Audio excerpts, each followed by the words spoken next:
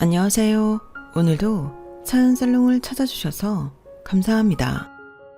저는 40대 초반 중학교에 다니는 딸을 홀로 키우는 돌싱 여성입니다.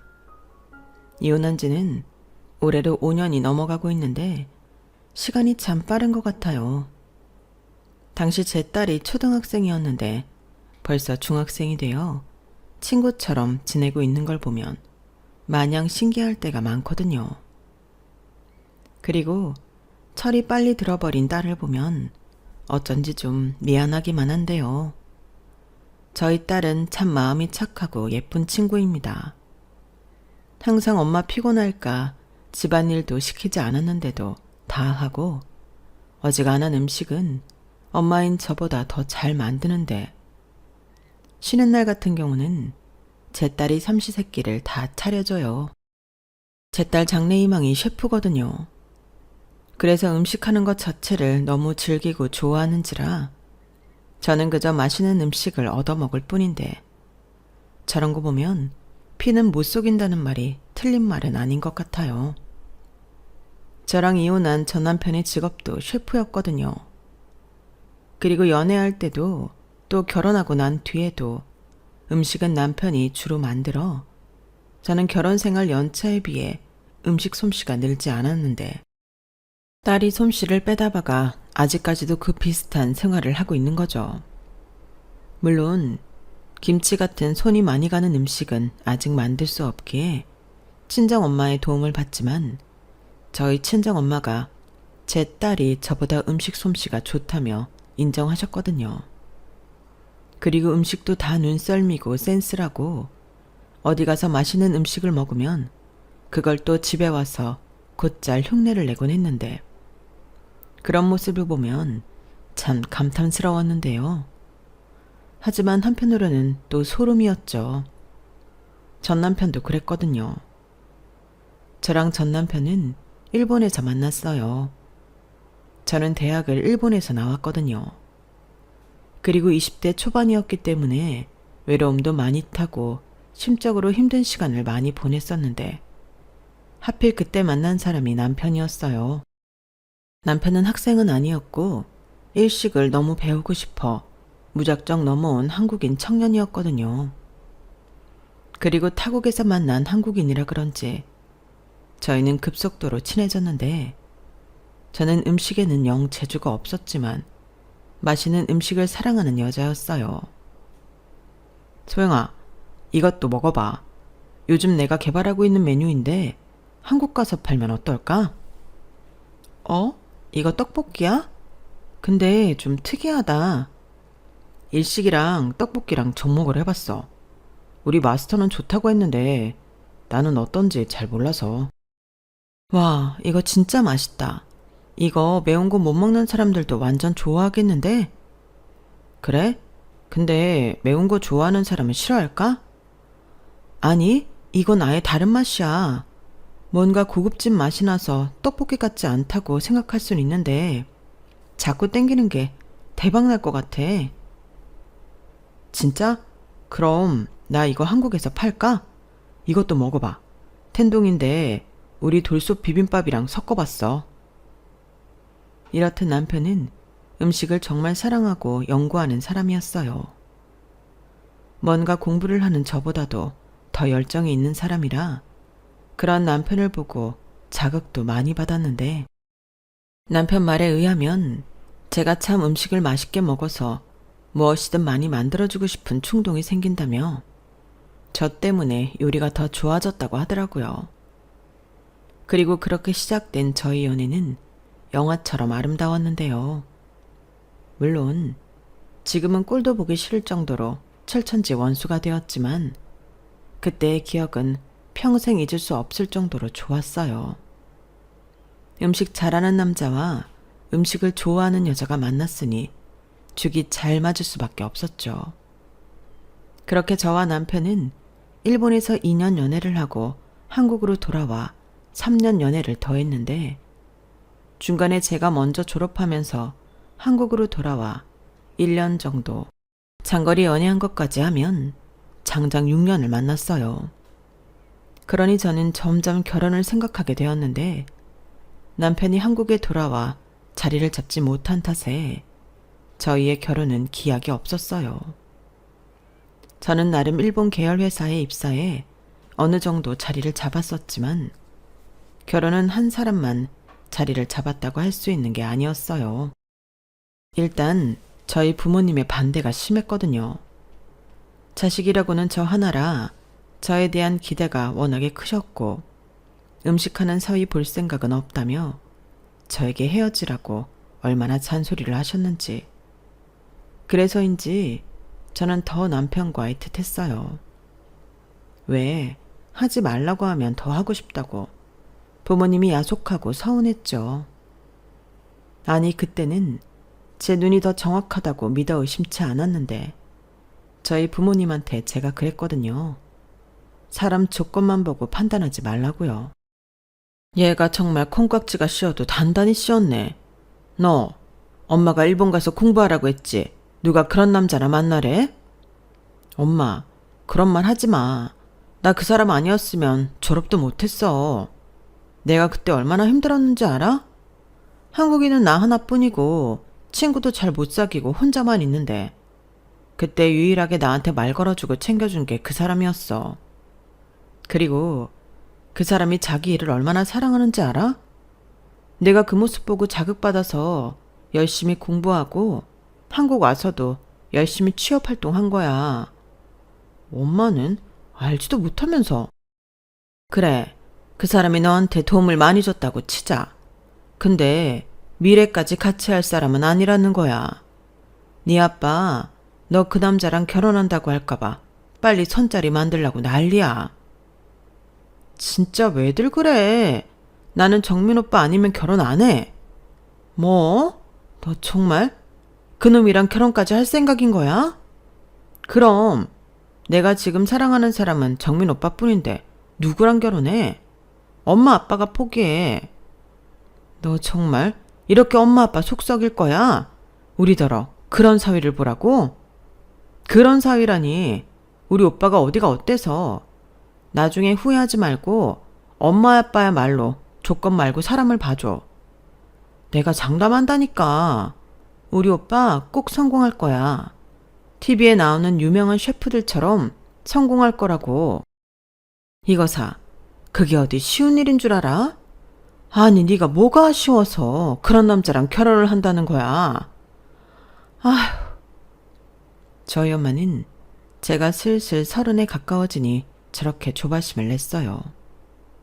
그리고 그렇다는 사실을 남편도 알고 있었는데요. 그래서 가게를 차려 하루라도 빨리 자리를 잡으려 열과 성을 다했죠. 거의 가게에서 먹고 자면서 메뉴판에 있는 모든 메뉴를 혼자 개발했는데 옆에서 그 모습을 보면 안쓰럽기도 하지만 그 열정에 놀라지 않을 수가 없었어요. 그러니 사람들이 그런 남편의 노력을 빨리 알아차려주길 바랬던 저였는데 그것도 쉬운 일이 아니더라고요. 메뉴가 낯설고 가격대가 있다 보니 선뜻 와주는 손님이 없었어요.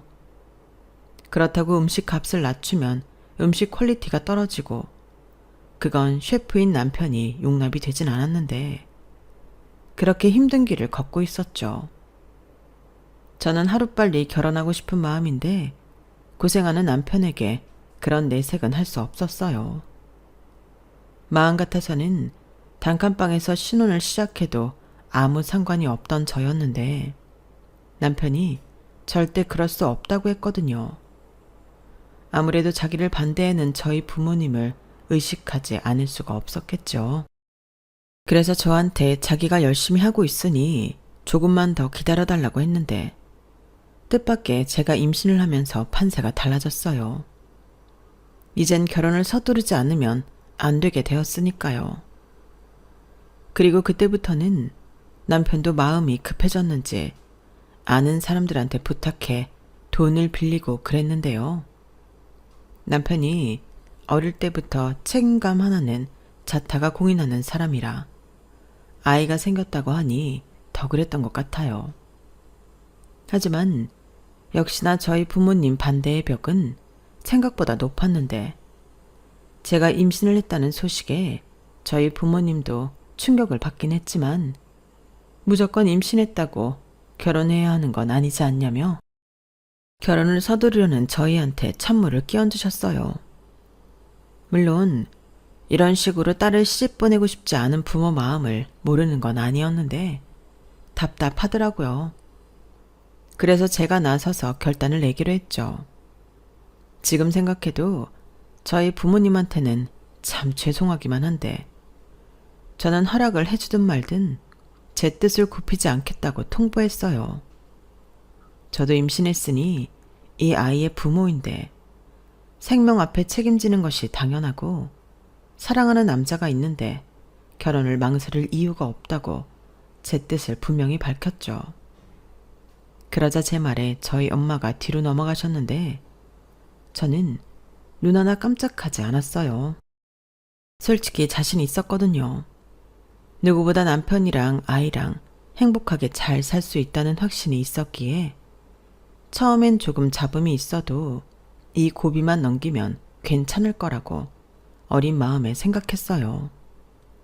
그리고 그건 효과가 있었는데 결국엔 저희 부모님이 허락을 해주셨어요. 자식 이기는 부모 없다고 그렇게 반대를 하더니 나중엔 실질적인 도움은 전부 주셨죠.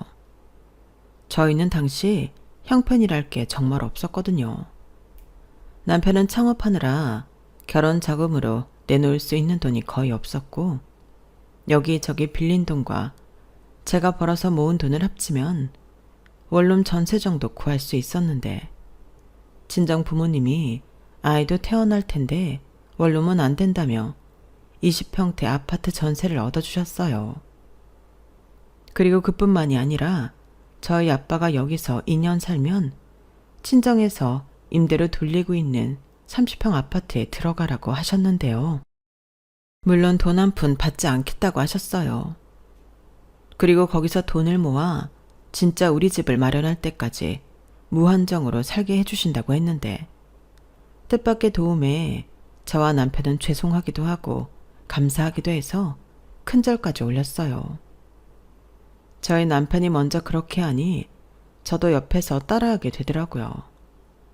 그 모습에 저희 부모님이 적지 않게 놀랐는데 반대했을 때와 다르게 도움 필요하면 말하라고 친정 부모님은 저희 부부의 든든한 뒷배가 되어주셨어요. 그러니 저희 시어머니도 사돈인 저희 부모님에게 감사한 마음을 표현하셨는데 저희 시댁은 홀 시어머니로 시어머니가 혼자 고생을 많이 하셨거든요.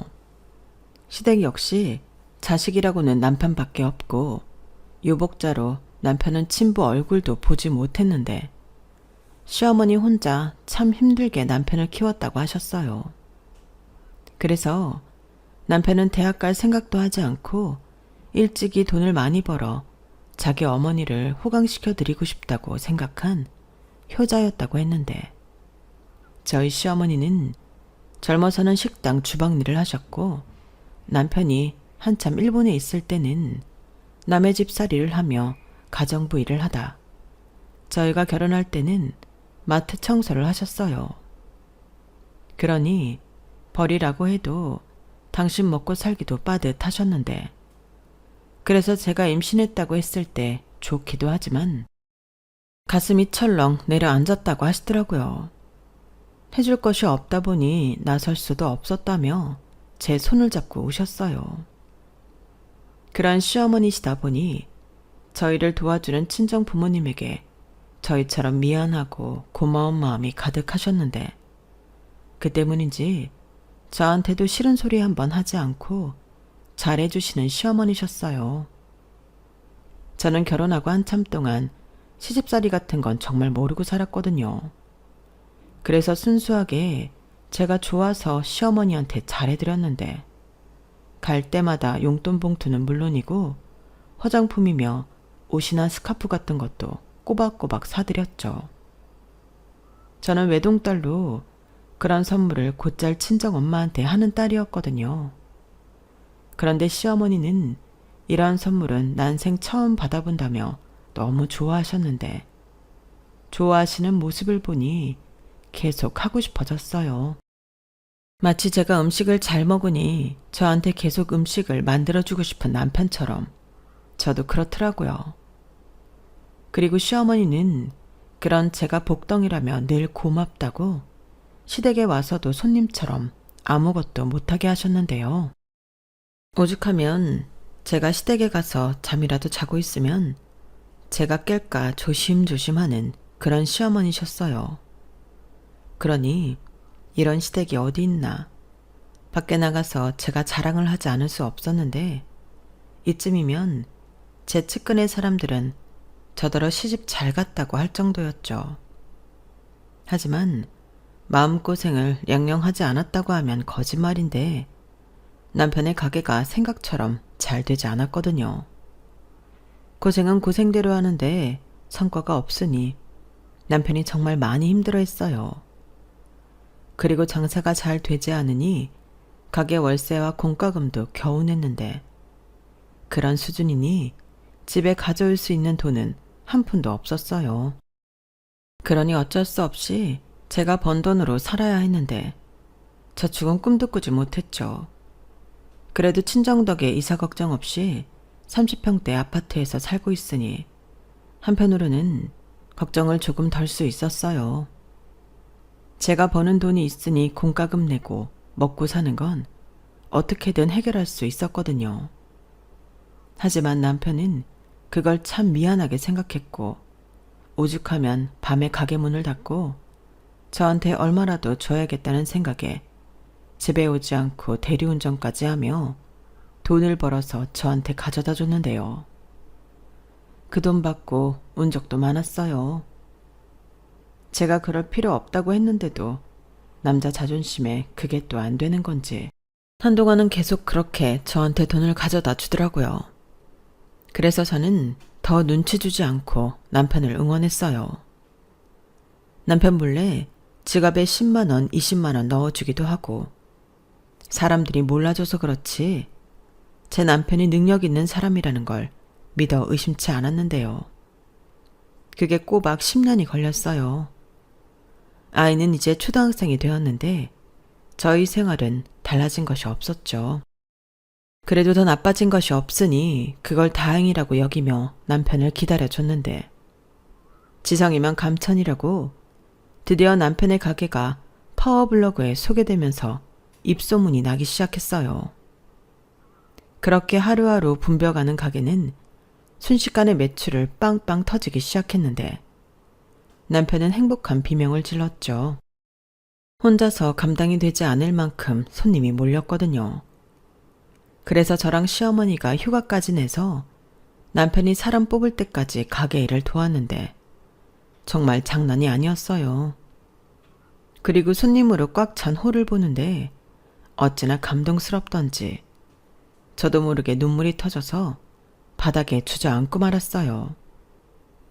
그러자 그 모습도 손님들에게 인상이 깊었는지 사이 좋은 부부가 하는 표전 음식점이라며 입소문은 더 무섭게 퍼져갔고 남편은 직원을 무려 5명이나 뽑아 정신없이 장사를 하기 시작했어요. 그리고 그달 총 매출액을 보고 저랑 남편이 부둥켜 안고 펑펑 울었는데요. 그간에 고생했던 시간이 주마등처럼 스쳤거든요. 그래서 저도 남편도 행복한 눈물을 흘릴 수밖에 없었죠.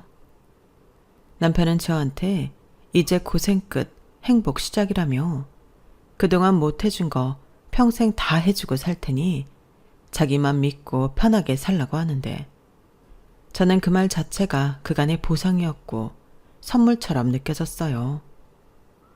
사실 돈을 아끼느라 고생한 적은 많았지만 행복하지 않다고 생각한 적은 없었거든요. 착하고 좋은 남편과 시어머니가 있는데 돈만 좀 없을 뿐 나는 복받은 사람이라고 늘 생각하며 살았는데 이젠 돈까지 풍족하게 있으니 세상이 전부 저희 부부 것 같았어요.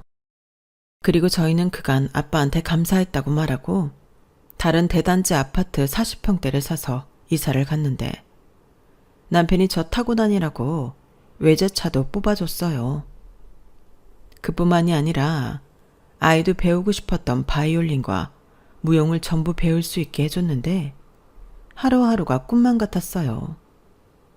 하지만 그건 마냥 꿈처럼 좋은 건 아니었는데 돌이켜 생각해보면 그것이야말로 저희 부부에게 주는 독이더라고요. 사람이 돈을 감당하지 못할 정도로 많이 버니 다른 사람이 되어가더라고요. 시어머니 역시 마찬가지였어요. 남편이 용돈을 매달 300만 원씩 주니 하시던 청소 일을 그만두셨어요. 물론 그동안 고생을 많이 하셨으니 이제는 그만하셔도 된다고 생각했는데 문제는 매달 받는 300만 원이 부족하다며 대놓고 한도 높은 신용카드를 달라고 하시더라고요. 그때 저는 살짝 당황했는데 설마 아들 돈이라고 흥청망청 쓰실까 염려하며 한도 500만 원짜리 신용카드를 하나 만들어드렸는데 그 500만 원 한도가 바닥이 나는 건 2달이 되지 않더군요. 그러면서 저도 회사 그만두고 가게 일 돕고 살림하며 남편 내조하라고 종용하셨는데 전에는 잘 하시지도 않던 잔소리를 엄청 하기 시작하셨어요. 남편이 고생하는데 제가 잘 챙겨주지도 않는다며 뭐라고 하시더라고요. 그런데 사업이라는 게 매년 잘 되는 건 아니잖아요. 그래서 저는 직장을 그만둘 생각이 없었고 농담 삼아 그이가 어떻게 될지 모르는데 저라도 꾸준히 벌고 있어야죠 라고 말하면 질색팔색을 하시며 절대 그럴 일 없다며 저더러 재수없는 소리 하지 말라고 면박을 주셨어요.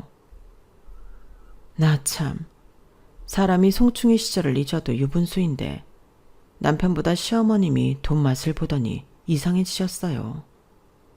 하지만 남편은 그런 시어머니를 보며 뿌듯할 뿐이었는데요. 자기가 이제야 진짜 아들 노릇을 하고 있는 것 같다며 저한테 시어머니 비위를 좀 맞춰달라고 했어요.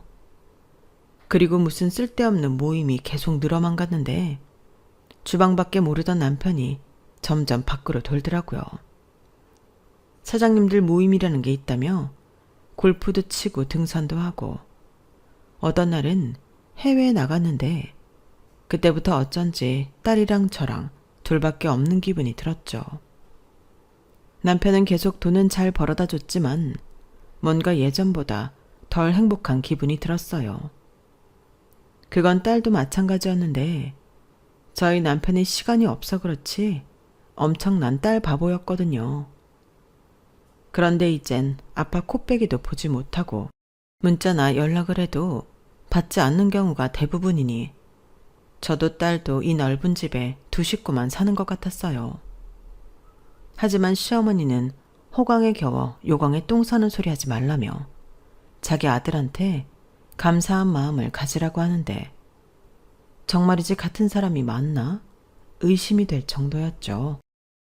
그래서 그때부터는 시어머니와도 사이가 좋지 않았어요.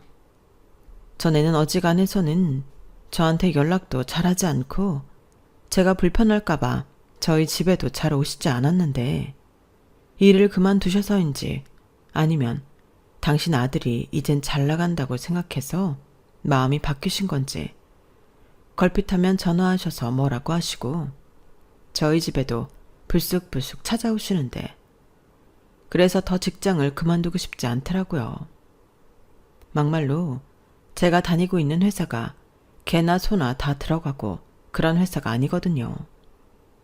직원 복지도 좋아서 남편 돈 못 벌 때 그 혜택도 톡톡히 받는데 그런 직장을 그만두라고 잔소리를 하니 저도 슬슬 한계를 느껴 폭발하기 시작했어요.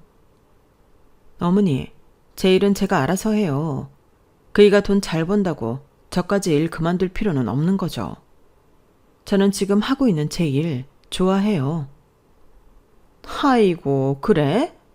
그래서 그 꼴랑 몇 배 주는 회사 다니느라 내 아들 내줘도 못한다 이 소리냐? 지금 가게가 얼마나 바쁜데 너라도 가서 거들어야지. 거기 직원이 지금 몇 명인데 저까지 가서 거들어요.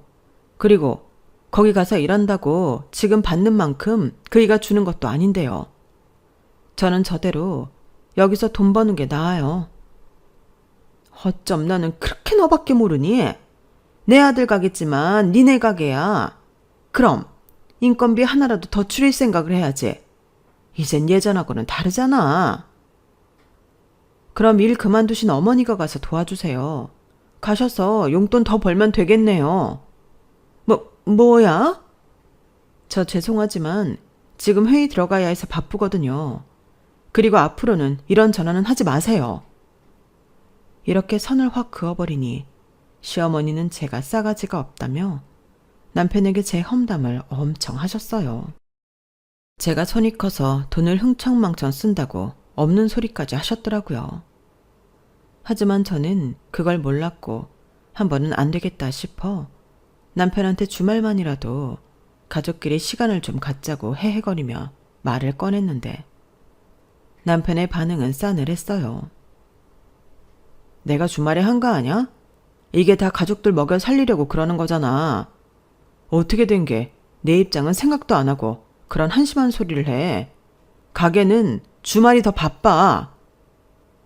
왜 이렇게 화를 내? 사람 민망하게.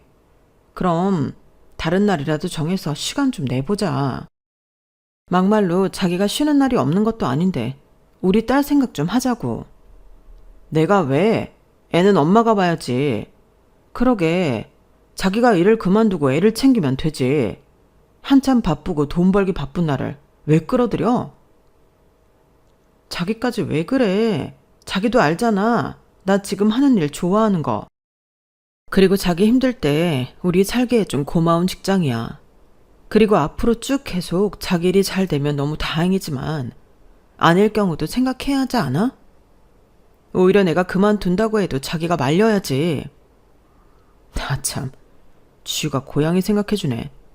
너는 내가 다시 예전처럼 망할 것 같니? 웃기고 있어. 나 이번에 분점 3개 한꺼번에 내. 처음엔 체인으로 하려고 했는데 가만 생각해보니 체인 해봤자 나눠 먹어야 하잖아. 근데 내가 분점까지 관리하면 우리 식구 돈방석에 앉을 일만 남았어. 그리고 말이 나와서 얘기 좀 해보자. 그래. 내가 많이 벌기는 하지. 자기가 고생한 것도 인정. 근데 요즘 왜 이렇게 지출이 많아? 이러면 내가 벌어도 구멍이 너무 크잖아. 쥐꼬리만한 돈 벌면서 씀씀이는 왜 이렇게 커? 아, 그래서 양심이 찔려서 직장을 그만두지 않는 건가? 무슨 개소리야. 내가 뭘 얼마나 썼다고? 자기가 잘 따져봐. 내가 뭘 얼마나 썼길래 이래? 나는 화장품 하나도 내가 번 돈에서 쓰지 자기가 준 카드로 쓰지 않아. 저는 정말 기분이 나빠서 남편한테 쏘아붙이듯 말했어요. 더럽고 치사하다는 게 이런 거구나 싶은 게 막 눈물도 나오려고 하더라고요. 하지만 어쩐지 울면 제가 지는 것 같아 겨우 눈물을 참았고 그럼 살림도 네가 하라고 남편이 편하게 쓰라며 줬던 신용카드를 집어 던졌는데요. 그 뒤로는 남편도 뭐라고 하지 못했어요. 제가 돈을 안 버는 것도 아닌데 이런 취급을 받고 살 이유가 없었죠.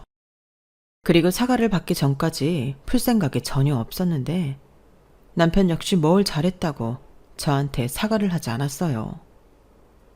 그러다 우연히 시어머니와 통화하는 소리를 들었는데 그때 알았죠. 저희 부부 사이에 시어머니가 끼어서 이간질을 하고 있다는 걸요. 아니 세상에 아들이랑 며느리 사이 나빠지라고 가운데서 저런 짓을 하는 시어머니가 어디 있죠? 그리고 남편은 점점 자기 엄마한테 조종이라도 당하는지 저에 대해 이상한 소리를 하고 다녔어요. 자기가 돈을 많이 버니 제가 변했다는 등 취미로 회사를 다니고 있는데 그건 시댁에 불려가지 않으려고 하는 페이크라는 등 전부 시어머니가 했을 법한 이야기를 했는데 제가 참지 않고 바로 따졌죠. 자꾸 이상한 소리 하는데 지금 중간에서 어머니 말 듣고 그러는 거지? 자기는 나를 정말 그렇게 생각해? 내가 그런 속물이었으면 당신이랑 결혼도 안 했어. 내 조건에 뭐가 아쉬워서 당신이랑 결혼을 해? 어떻게 사람을 이렇게 후지게 봐? 뭐? 너야말로 말을 왜 그렇게 해? 그럼 네 조건이면 나는 감지덕지 해야 한다는 거야? 그래, 솔직히 그렇잖아. 인정할 건 인정해. 10년 동안 누구 덕에 버텼는데 변한 건 내가 아니라 당신이랑 어머니지. 왜? 돈 좀 버니까 이젠 내가 우스워? 솔직히 내가 돈 못 벌 때 당신 즐겼잖아. 그리고 지금은 내가 돈 잘 버니까 내 등에 빨대 꽂고 신났고. 자기야말로 좀 솔직해져. 뭐라고? 빨대? 저는 남편의 그 말에 심하게 상처를 받았어요. 내가 사랑했던 남자는 저런 사람이 아니었는데 사람이 변해도 너무 변했더라고요. 그리고 신용카드까지 돌려준 마당에 이런 소리를 내가 왜 들어야 하냐며 이럴 거면 이혼하자고 했는데요. 남편은 제가 이혼 소리를 해도 무섭지 않다고 했어요. 오히려 아쉬운 사람은 저인데 제가 현실을 몰라도 너무 모른다며 되려 자기를 자극하지 말라고 헛소리를 하더군요. 그리고 지도 살짝 민망했는지 갑자기 나는 그냥 사람이 경솔해지지 말고 좀 아낄 건 아끼고 살자는 소리야. 우리만 잘 먹고 잘 사는 게 아니고 주연이한테도 물려줘야지. 라며 급하게 수습을 하려고 했는데 저는 그 소리도 기분이 나빴어요. 애당초 저는 낭비라는 걸 하고 살지 않았는데 자꾸 저를 그쪽으로 몰아가는 게 성질이 나더라고요. 그래서 그 후로 저는 아이 방에서 생활하며 남편과는 각방을 쓰기 시작했는데요. 그때부터 제 결혼 생활이 잘못되었다는 걸 느끼고 있었어요. 주변에서는 남편 가게가 잘 되니 얼마나 좋냐며 제 속도 모르고 한턱 쏘라느니 가게 가고 싶은데 예약 좀 해달라느니 제가 남편 덕을 보고 사는 줄 알았는데 우리 부부 사이가 나쁘다고 만천하에 까발릴 수도 없으니 답답했어요. 그러다 한 달 정도 지났을까? 무슨 바람이 불었는지 남편이 다시 신용카드를 건네며 자기가 말이 심했다고 미안하다고 사과를 했는데 제 마음은 이미 상한 뒤였어요. 그리고 남편이 돌려준 신용카드는 들고 다니지도 않았는데요. 그 후 남편한테 직접 학원비며 집 대출금 등 직접 납부하라고 시켰어요. 그래야 자기도 집안에서 고정으로 나가는 돈의 액수를 알고 저의 억울함을 알 거라고 생각했는데 저는 크게 불편한 점이 없었네요. 어차피 제가 개인적으로 쓰는 돈은 제가 번 돈에서 해결하고 있었고 심지어 친정에 드리는 용돈이나 선물도 제가 번 돈에서 하고 있었기에 제 생활은 달라진 게 없었죠. 하지만 그에 반면 남편은 귀찮은 일만 늘었는데요. 그렇게 한번 어긋난 사이는 예전처럼 돌아가긴 힘들었어요. 그래도 남편이 사과도 했고 조심하는 눈치라 이혼까지는 생각하지 않았는데 이혼을 할 수밖에 없는 사건이 발생했어요. 부부 사이가 이혼을 하는 데는 뻔한 이유들이 있잖아요. 여자, 도박, 폭행, 중독 같은 것들이요. 그리고 그중에 그 인간도 해당되는 게 있었어요. 평소 남편 가게가 잘 되기 전부터 남편 음식을 좋아하던 직장 동료가 있었는데 그 동료가 이상한 걸 봤다는 거였죠. 혹시 남편 나이 차이 많이 나는 여동생 있어? 여동생? 아니, 나도 우리 남편도 외동인데. 왜?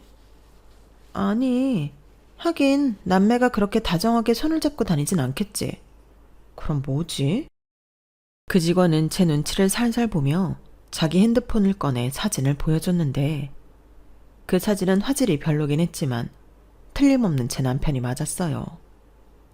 그리고 그 옆에는 일찍 결혼했으면 딸이라고 해도 믿을 만큼 애띤 여자가 있었는데 둘이 손도 잡고 아주 눈에서 꿀이 뚝뚝 떨어지더라고요. 혹시 자기 남편 바람 피우는 거 아니야? 요즘 젊은 알바생들이랑 바람 피는 유부남들이 많다고 하는데 자기도 확인해봐. 자기 남편 돈도 잘 벌고 잘 나가잖아. 그럼 이런 파리가 꼬이기도 하거든. 그 사진 나한테 좀 보내줘. 그리고 미안한데 다른 사람들한테는 비밀로 해주고 내가 사태 파악 좀 하게. 당연하지. 이런 걸 누구한테 말을 해? 나는 자기가 순진하게 속고 있을까봐 알려준 거야. 저한테 중요한 제보를 해준 직원은 꽤나 미안한 듯 말했어요. 그리고 저는 그런 걸 신경 쓸 만큼 여유가 있지도 않았는데요. 이런 게 눈이 돈다는 거구나 싶은 게 너무 화가 나더라고요. 세상 남자들이 전부 바람을 피운다고 해도 내 남편만큼은 그럴 일 없다고 생각했던 저라 그 배신감이 말도 못했어요. 자꾸만 속에서 욱욱 화가 올라오고 손에서는 땀이 고이는데 이 이상 회사에서 근무할 수조차 없었죠. 그래서 몸이 좋지 않다고 반차를 쓰고 당장 남편한테로 향했어요. 그러자 가게에 있을 줄 알았던 남편은 가게에 없었고 연락을 해도 받지 않았는데 그때 제 머릿속엔 딸 얼굴만 둥둥 떠다녔죠. 이혼하고 나면 딸이랑 저랑 둘이만 살 텐데 과연 내가 딸을 혼자 잘 키울 수 있을까? 그런 생각을 했어요. 그리고 10년 동안 고생한 보람도 없다고 지난 날을 떠올리며 펑펑 울었는데요. 바람핀 것이 사실이라면 용서할 자신이 없었어요. 친정 부모님이 그렇게 반대해도 자신 있다고 한 결혼이었는데 이게 뭔가. 부모님한테도 죄송하고 무엇보다 처자식을 두고 젊은 여자랑 놀아난 그 인간이 미치게 미웠는데 이게 다 돈 때문 같았죠. 그리고 그날 저녁 단판을 지을 생각으로 남편을 기다렸는데 남편이 자정이 넘어서야 집에 들어왔고 어디서 뭘 하다 왔는지 몸에는 향수 냄새가 진동을 했는데 저는 인상을 팍 쓰고 남편 코앞에 그놈과 그년의 사진을 내밀었어요. 그러자 처음엔 놀랐던 남편이 마치 실수했다는 듯 얼굴을 구기며 저한테 핸드폰을 치우라고 했는데요. 그 다음이 정말 기가 막혔어요. 이 인간이 저한테 뭐라고 한 줄 아세요?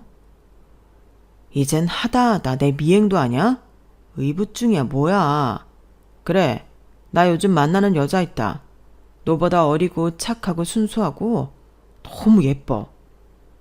뭐야? 네가 아주 간이 배 밖에 나왔구나. 어떻게 처자식을 두고 그런 더러운 짓을 해? 사랑이 더럽냐? 그럼 집에 오면 마누라가 이렇게 정 떨어지게 하는데 내가 무슨 재미로 살아?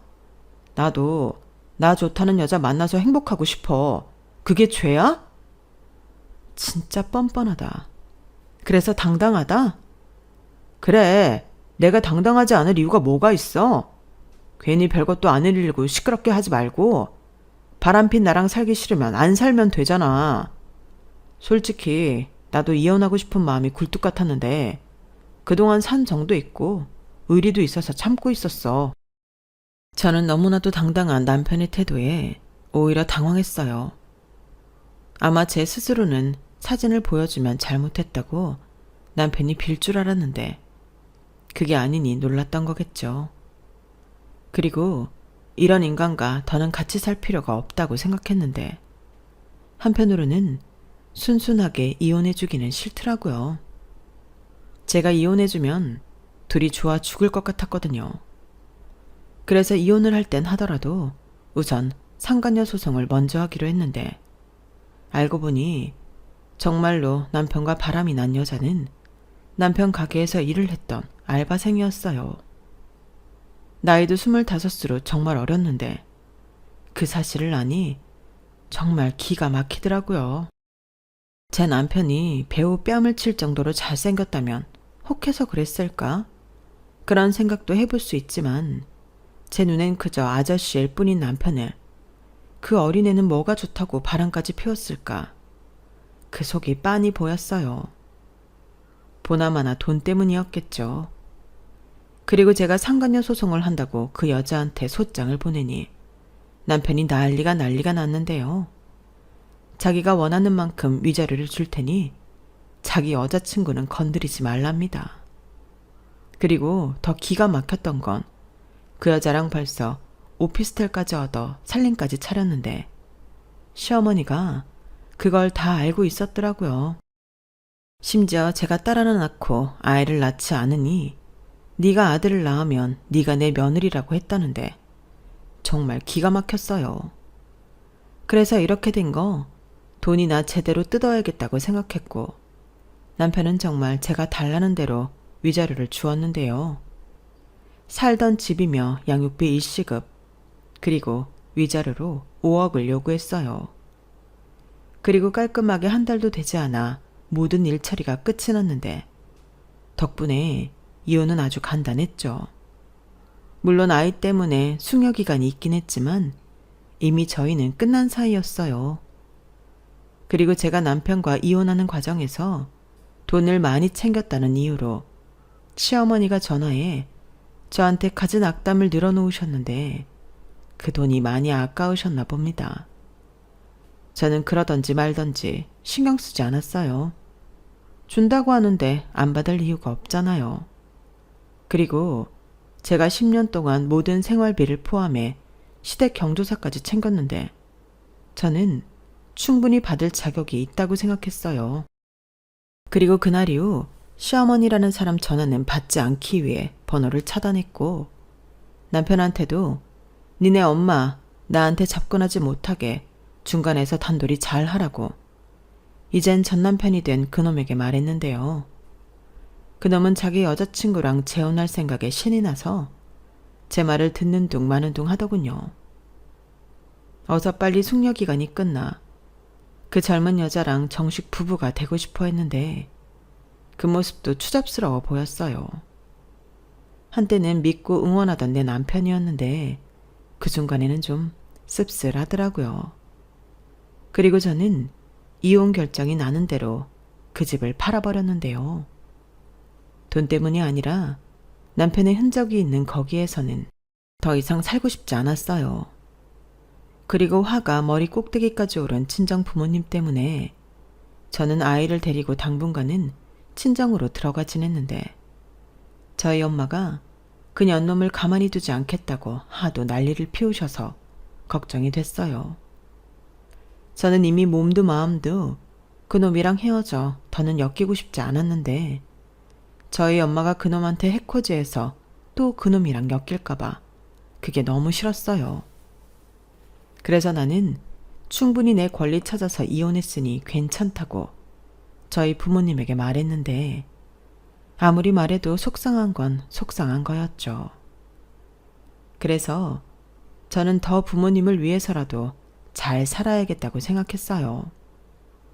게다가 이 모든 과정을 저희 딸이 다 봤다는 것이 너무 미안하기만 했는데 그때부터 제 딸은 철이 금방 들어 엄마인 저를 걱정하더군요. 자기는 무조건 엄마 편이고 엄마와 평생 살 거라며 저를 안아주는데 너무 미안했어요. 그렇게 속을 좀 끓이다 보니 건강도 살짝 나빠졌는데 가슴이 자주 답답하고 머리가 핑 도는 게 일상생활이 힘들었어요.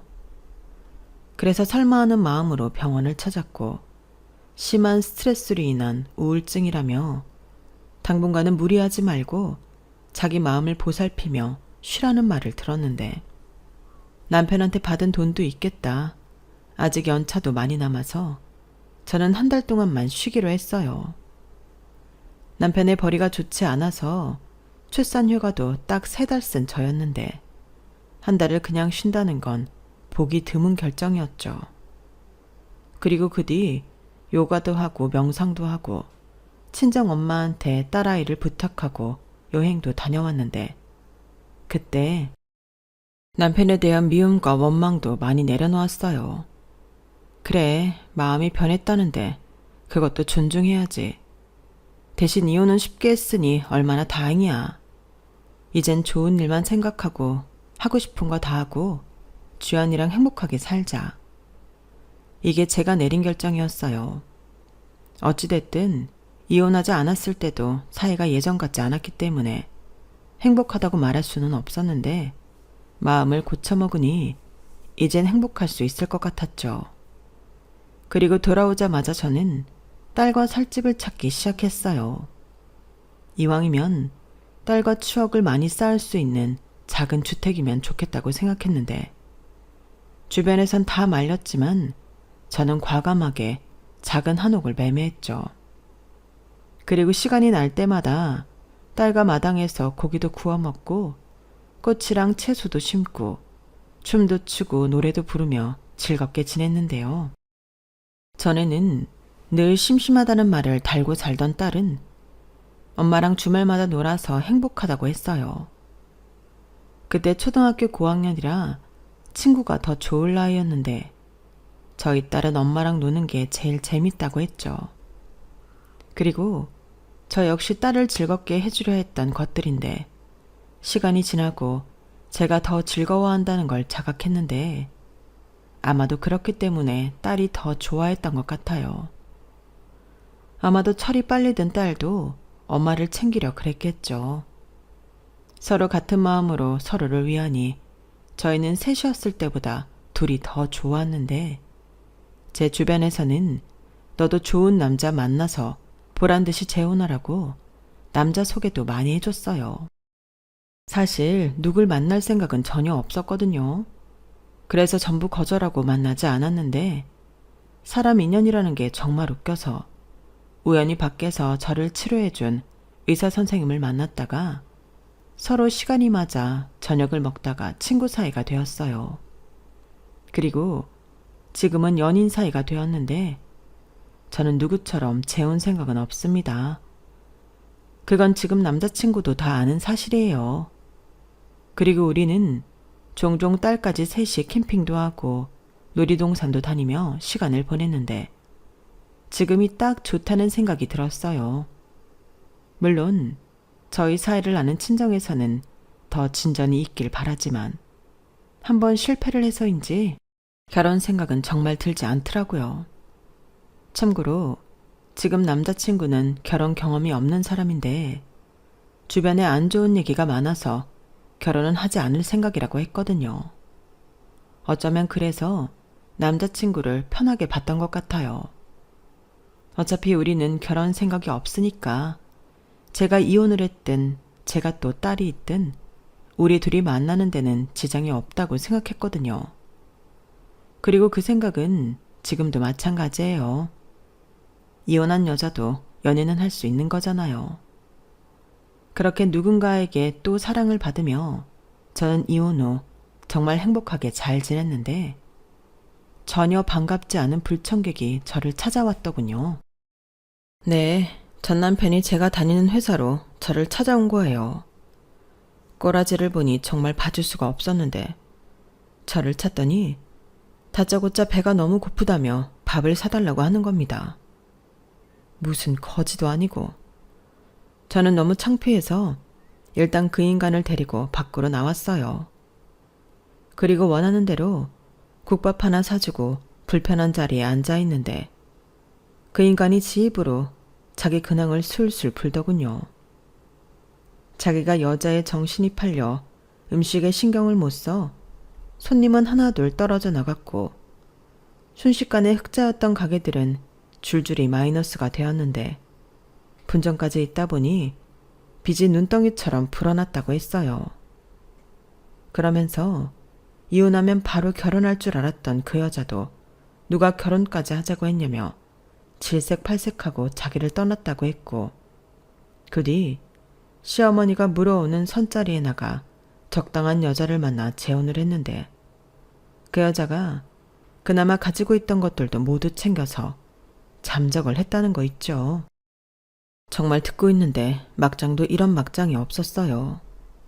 사실 국밥값만 계산하고 얼른 일어날 생각이었는데 전 남편 입에서 나오는 말들이 너무 재미있어서 일어날 수가 없었죠. 그러면서 제가 끼고 있는 커플링을 유심히 보던 그놈은 저한테 재혼했냐고 물었는데요. 저는 잠시 망설였지만 거짓말은 하기 싫어서 아니라고 했어요. 대신 사랑하는 사람은 있다고 했죠.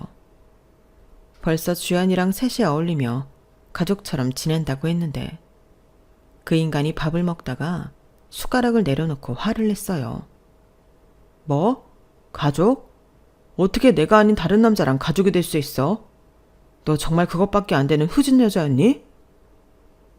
뭐래? 젊은 여자랑 바람 피워서 이혼하자고 했던 놈이 너는 되고 나는 안 되니? 나는 심지어 바람도 아니야. 이거 왜 이래? 어따 대고 후진 사람을 만들어. 그거나 저거나지. 됐고, 우리 다시 재결합하자. 내가 아무리 생각을 해봐도 너만한 여자가 없더라. 그러니까 우리 딸을 위해서라도 우리가 다시 시작하는 게 맞는 것 같아. 나 이제 정신 차렸어. 자기도 봤잖아. 내가 진심으로 노력하면 얼마나 대단한지. 나 자기만 옆에 있으면 다시 재기할 수 있다고. 너라고 했다가 자기라고 했다가 어지럽다. 그리고 누구 맘대로 아까 못 들었니? 사랑하는 사람 있다고.